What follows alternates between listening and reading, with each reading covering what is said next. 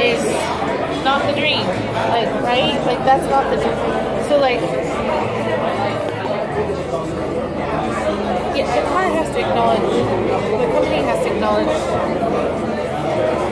the ways that they've changed because they want to change with America. They moved to New York, that's a thing, right? But I think, like, really doing work in-house to represent, like, so it's not just this inauthentic, like,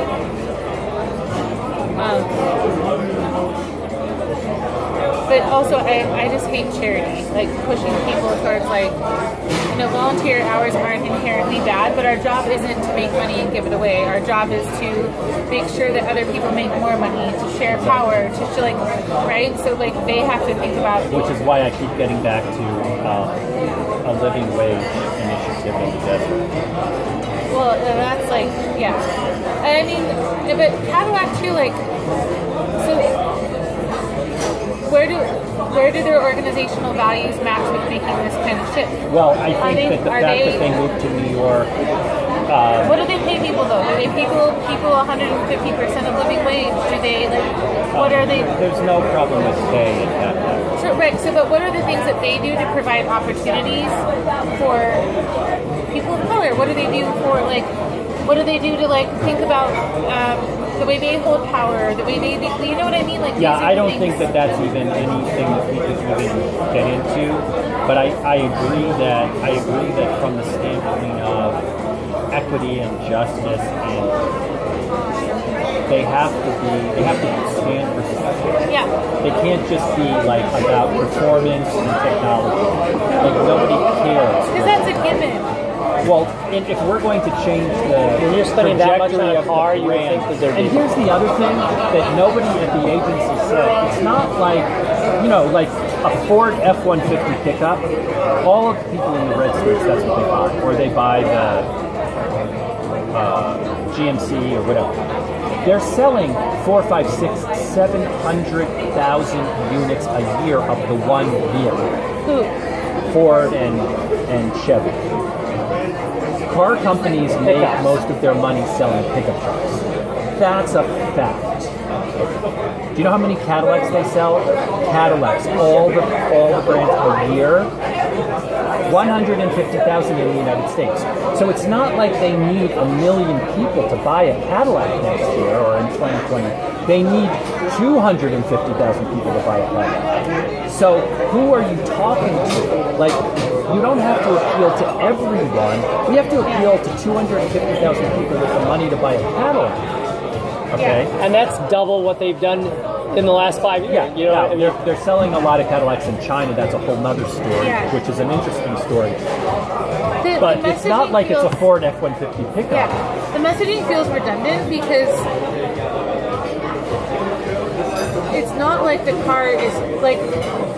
So the thing that you're saying is that it's always been a quality car, right?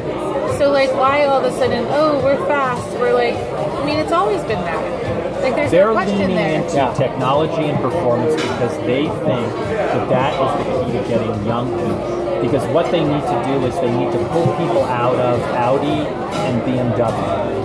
I don't think that's why people buy those, though. I don't think that's why people buy those.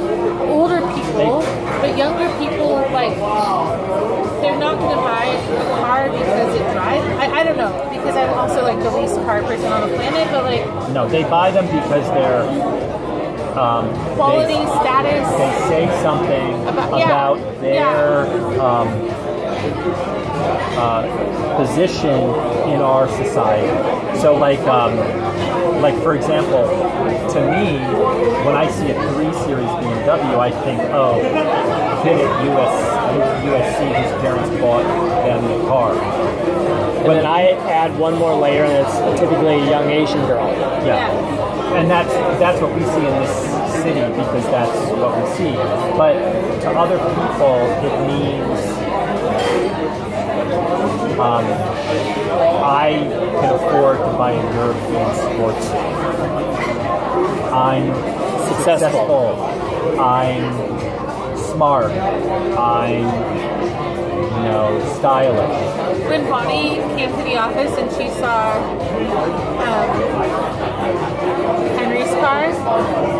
like, oh, it's the billionaire's kid's car because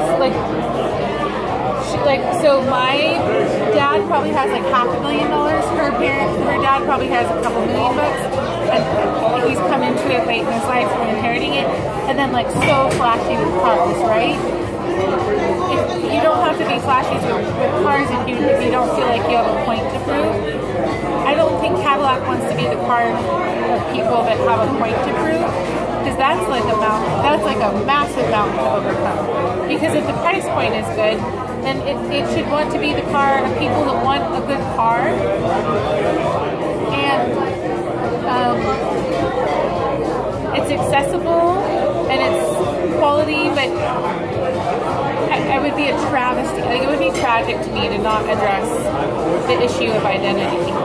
Like, because it just makes no sense. Like, it's the elephant in the room with anything that's like, you know, I felt weird buying Mona Lisa. Like, when I went to Target around 4th of July, I was like, who's going to buy this Americana shit?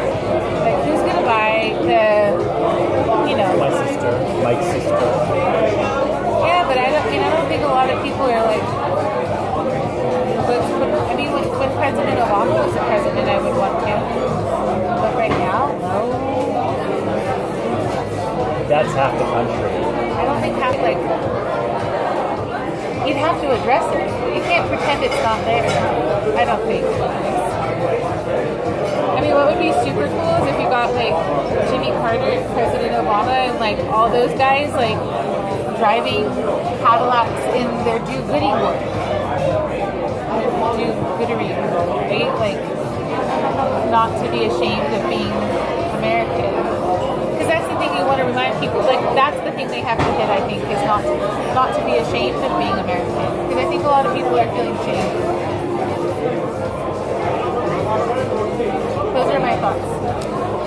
I told her she was brilliant. I don't know about brilliant, but for me, it always comes from like the truth, right? So what is like the truth? The truth is the elephant in the room. Are you still recording? I'm not telling you. No, the truth is it feels really weird to be an American right now, and you guys are trying to like reposition an American car. I think the convertible is really weird. Like, I can't imagine anyone. It feels like clueless 1994. What? The convertible. Which convertible? The Cadillac. Oh, that's not coming. Mike is confused. I'm not confused. That's a show car that they use as, it's like they have to be part of the cultural conversation. I think that's a no-brainer argument. Yeah. I think that the question is how far would they be willing to lean in? Would they be willing to lean in as far as Nike, or would they want to just, because here's the truth, in the red states where Cadillac sells a lot, it's not selling to 30-year-olds. It's selling to 70-year-olds. They're all dying. Yeah, but they have to decide what they're going to do, sell a few more cars for the next couple of years, or at some point they're going to have to make this pivot.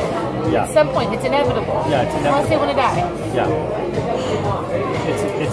And this is an opportunity that happens at the confluence of an election year where the country is going to be in a state of tumult and pain. And we're tired. And like half the country is exhausted, and half the country is angry, and they're going to have to. And 10% of the country are in jail, and another 10% of the country are in cages at the border. Yeah, they have to be bigger than a car here. Yeah. Like, otherwise it's, you know, and to do it authentically, because, you know,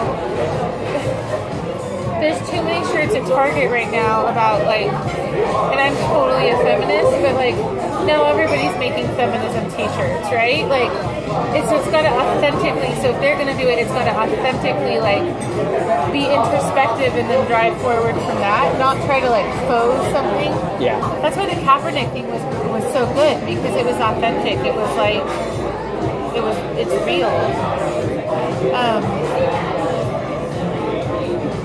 People would love, if someone from inside the White House has to write an op-ed to try to make people feel better, because we all feel so unstable right now.